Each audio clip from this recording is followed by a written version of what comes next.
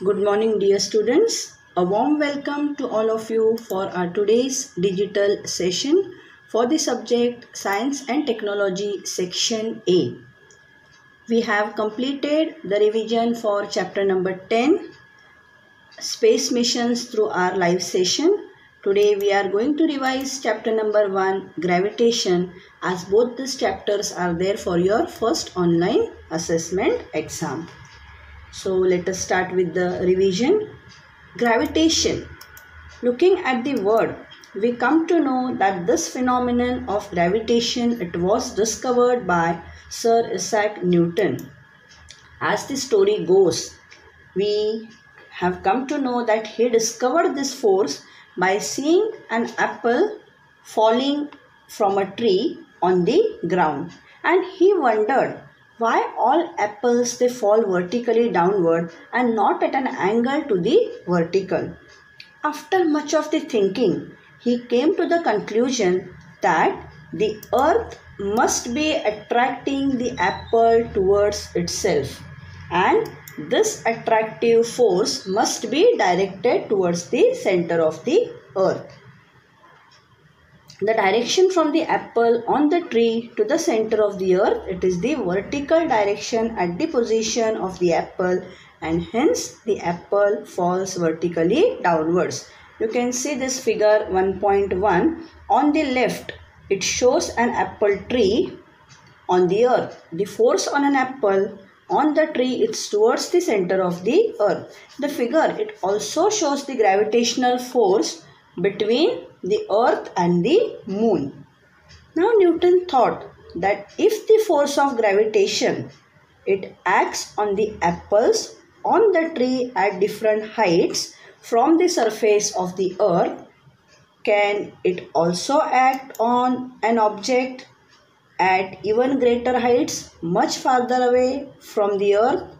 And yes, this gravitational force, it acts on even farther objects like other planets and the sun too. Our next topic for this chapter is circular motion and centripetal force. Last year in 9th standard in chapter number 1, laws of motion, you have studied about the circular motion. To understand the centripetal force, one small activity you can see here in this diagram. Here the activity says tie a stone to one end of a string. Here you can see a stone being tied to one end of a string. Take the other end in your hand and rotate the string so that the stone moves along a circle as shown in the given figure. Here, are you applying any force on the stone? In which direction is this force acting? How will you stop this force from acting? And what will be the effect on the stone? You will see over here, as long as we are holding the string, we are pulling the stone towards us, that is towards the center of the circle, and are applying a force towards it. So from this force will stop acting if we release the string, and in this case the stone will fly off along a straight line which is tangent to the circle. You have studied about tangents in geometry, at the position of the stone when the string is released. You may have just recall that experiment which you have studied in the 9th standard about a 5 rupee coin kept on rotating circular disc. It flies off the disc along the tangent to the disc. So what you can conclude over here is a force acts on any object moving along a circle, and it is directed towards the center of the circle, and this force is called as the centripetal force. Centripetal means center seeking. That is, the object tries to go towards the center of the circle because of this force. Now you know the moon, which is the natural satellite of the earth, it goes round in a definite orbit. Why? Because of this centripetal force which exists between the earth and the moon. Next is Kepler's laws, very important. Here I have told you in March 2020 the diagram was given. You had to identify the diagram and state the three laws. Here the first law states the orbit of a planet is an ellipse with the sun at one of the foci. Second law, the line joining the planet and the sun sweeps equal areas in equal intervals of time. And Kepler's third law states that the square of its period of revolution around the sun is directly proportional to the cube of the mean distance of a planet from the sun. Here t square directly proportional to r cube. What is t? It is the period of revolution. R is the average distance of the planet from the sun. And here the t square, that is the period of revolution, is directly proportional to r cube. So t square upon r cube is equal to k, which is constant. And this principle we have seen how we are applying to come to the Newton's inverse square law of gravitation, how you are applying in that. The next topic is Newton's universal law of gravitation. This law states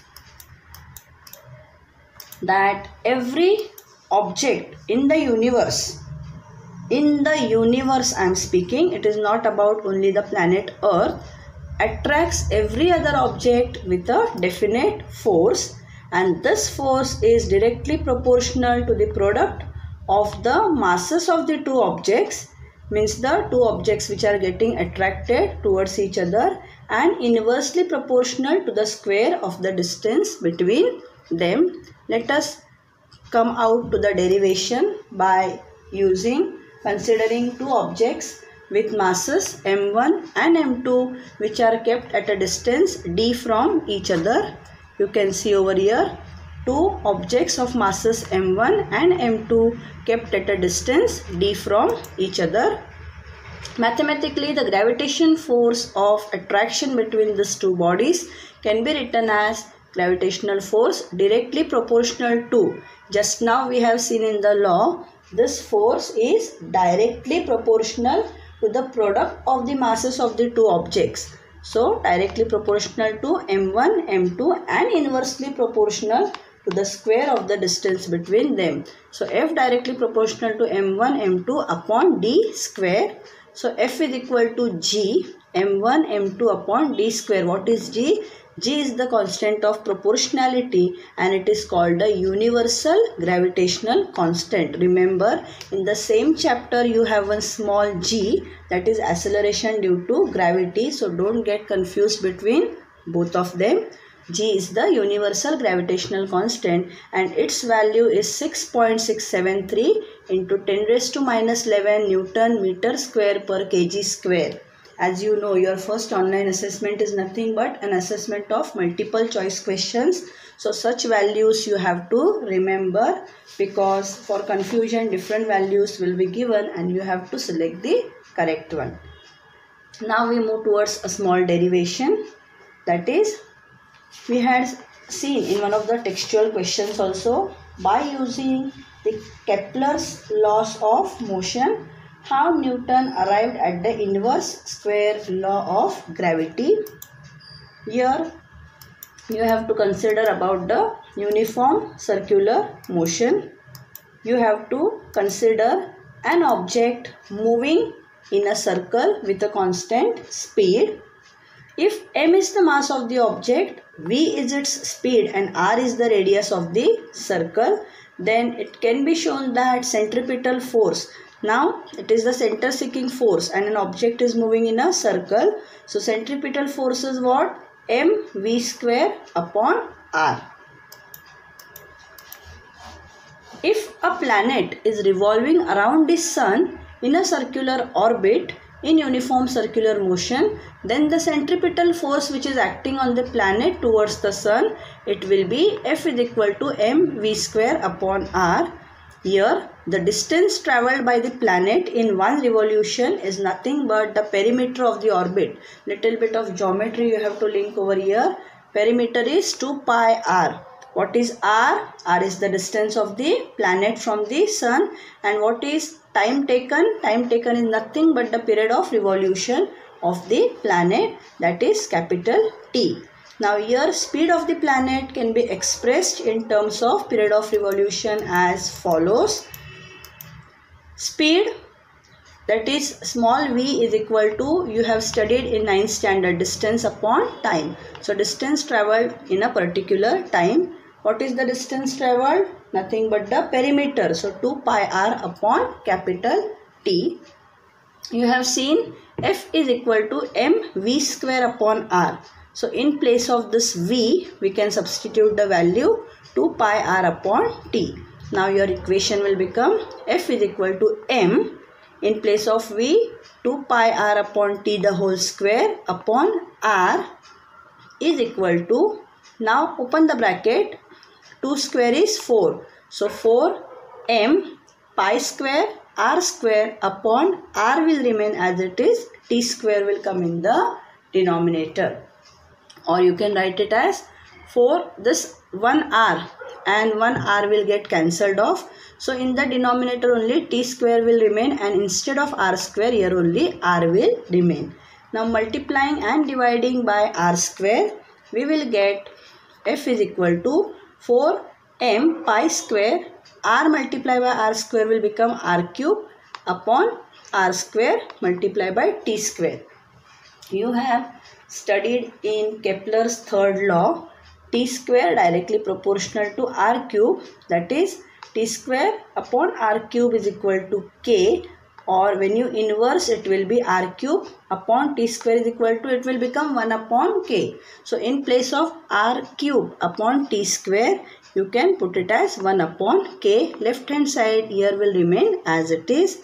But you know that 4m pi square upon k is nothing but constant. From that you can derive force directly proportional to 1 upon r square.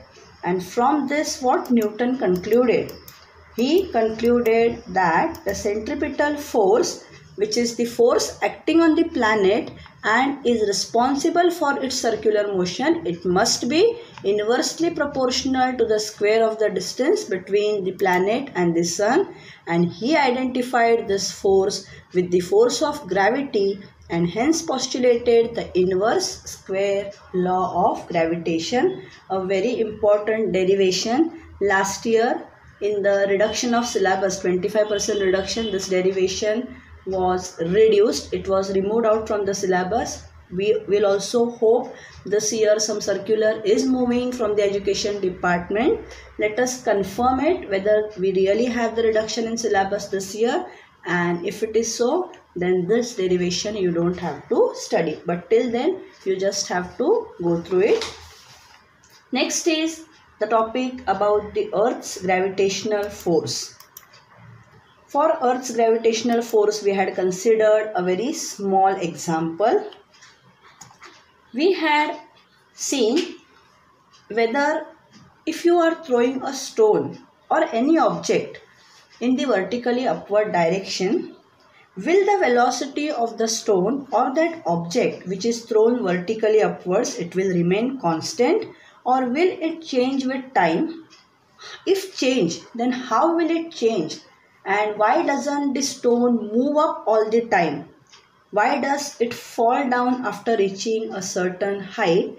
And what does its maximum height depend on?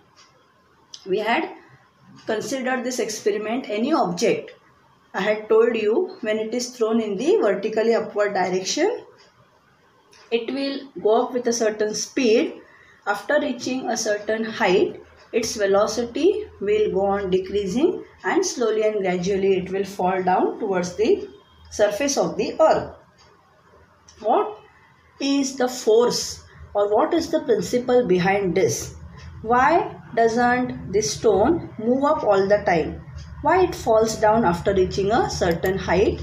The answer here is the earth attracts every other object near it towards itself because of the gravitational force.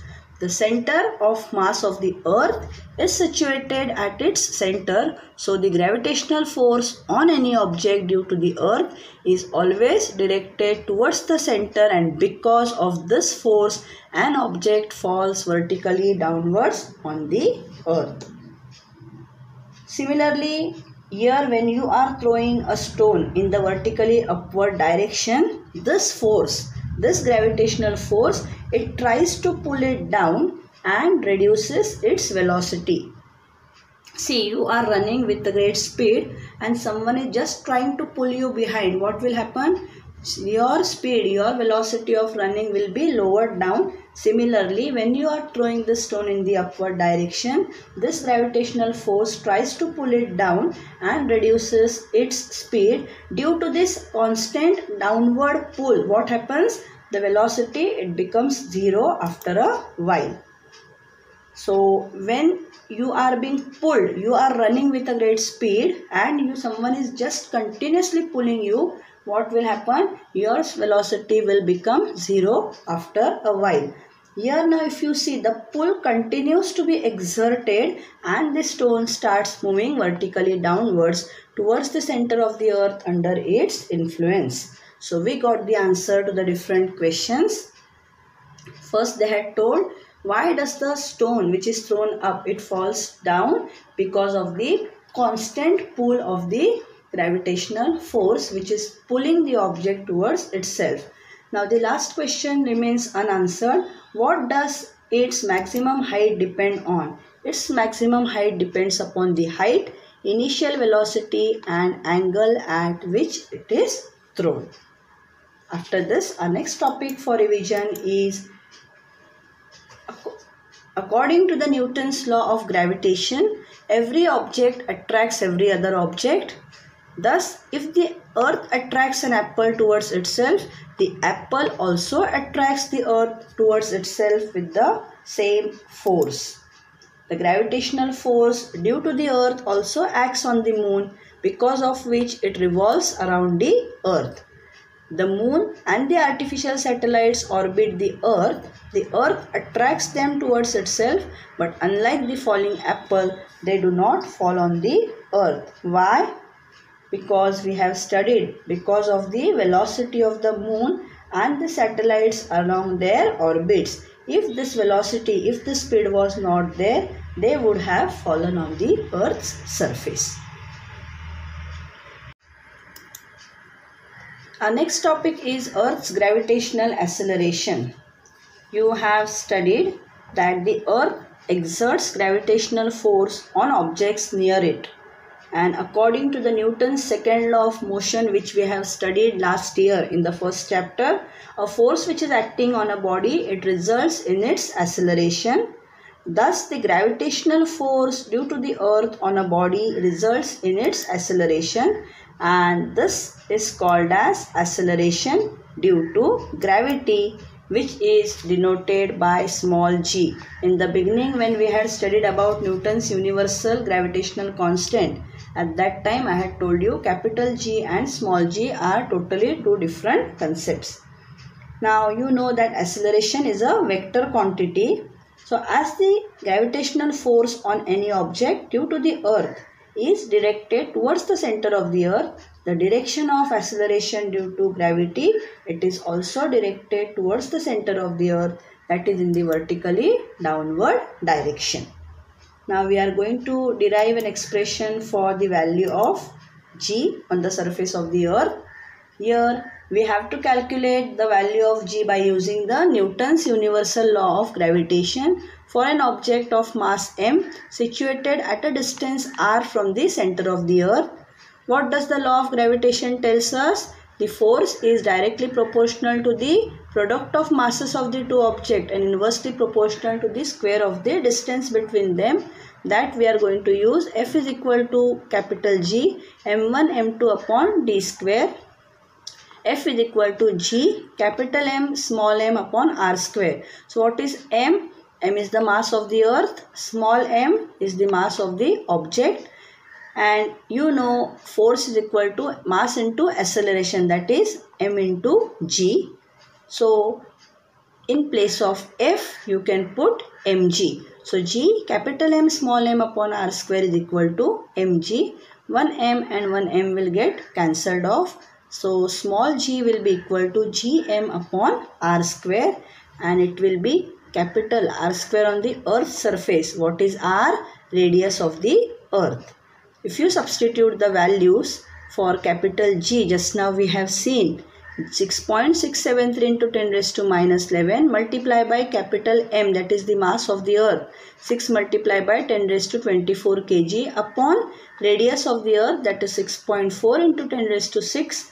Here it is r square. You will get the value as 9.77 meters per second square, and this value of G we are also taking as 9.8, approximately 9.8 meter per second square for solving our numerical examples. Now if you see the equation, this acceleration due to gravity, it depends only on the mass and the radius of the earth. So the acceleration due to gravity at a given point on the earth, it is same for all the following objects. It does not depend on the properties of the object. Now variation in this value of G due to various factors. The first factor is change along the surface of the earth. Now you know that the shape of the earth is not exactly spherical, and so the distance of a point on the surface of the earth from its center, it differs from place to place. Due to the rotation, the earth, it is bulging at the equator and is flattened at the poles, and hence its radius is largest at the equator and smallest at the poles, and so the value of G, it is highest, that is 9.832 meter per second square at the poles, and is lowest, that is 9.78 meter per second square at the equator. But however, for conventional purposes, for solving the sums, we are taking this value of G as 9.8 meter per second square. Next is change with the height. You know, as we go above the earth's surface, the value of r in the equation, which equation G is equal to Gm upon r square, it increases and the value of G decreases. But this decrease is rather small for heights which are small in comparison to the earth's radius. You have an example about an aeroplane flying at a height of 10 km above the surface of the earth in your textbook. From that example, you will come to know about this concept. And in this table, they have given some typical heights and the values of G at this heights. Surface of the earth height is 0. Value of G is 9.8 meter per second square. Mount Everest height is 8.8, again negligible, so 9.8 is the value. Maximum height reached by a man-made balloon 36.6 kilometers, 9.77. Height of a typical weather satellite 400. Now value of G goes on decreasing as you move higher. It becomes 8.7, and height of a communication satellite 35,700 kilometers. Your value of G is very small, 0.225 meter per second square. The third factor is change with depth. The value of G also changes if we go inside the earth, because the value of r in the equation G is equal to Gm upon r square decreases, and what we would think that the value of G should also increase as per the formula. If the value of r is decreasing, then it is inversely proportional, so the value of G should increase. However, the part of the earth which contributes towards the gravitational force felt by the object decreases. What does it mean? The value of M to be used in the above equation decreases, and as a combined result of the change in R and M, the value of G decreases as we go deep inside the earth. Not only that, the value of G at the center of the earth is 0. The next topic is mass and weight. We are going to study it in comparison with each other. You all know what is mass. Mass is nothing but the amount of matter which is present in an object, and weight is the force with which the earth attracts any object. SI unit of mass is kg. Weight being a force, its SI unit is Newton. What will be the CGS unit? The SI unit is mass, so CGS unit will be grams, and here CGS unit will be dyne. Mass is a scalar quantity. Why scalar quantity? Because it has for a you can say to be a vector quantity, it should have both magnitude as well as direction. Here it has no direction, so it is a scalar quantity. Weight being a force is a vector quantity and its direction is towards the center of the earth. Value of the mass is same everywhere. Its value does not change even when we go to another planet. Weight is dependent on value of g. Formula for weight is m into g. So as the value of g is not same everywhere, the weight of an object changes from place to place even though its mass is constant everywhere. So the formula for weight is W is equal to F, that is equal to m into g. What is small g? Gm upon r square. Now W is equal to force. What is weight? Weight is a force, that is equal to m into g. So we use weight only, the word weight, for both mass and weight, and measure the weight in kilograms, which is nothing but the unit of mass. But here we will take a very small example. In scientific language, when we say that the weight of Arun is 20 kg, it is nothing but Arun's mass. Why? Because the unit of mass is kg. The unit of weight is not kg. So as Arun's mass is 20 kg, what will be his weight on the earth? Mass. What is the formula for weight? Weight is nothing but the force, that is equal to m into g. So 20 multiplied by value of g on the earth's surface, that is 9.8. So it will be 196 Newton.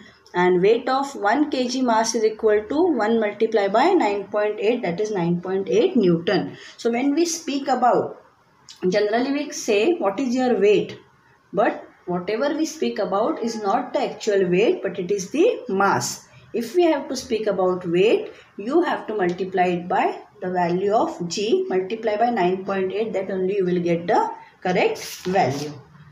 Our next topic is free fall.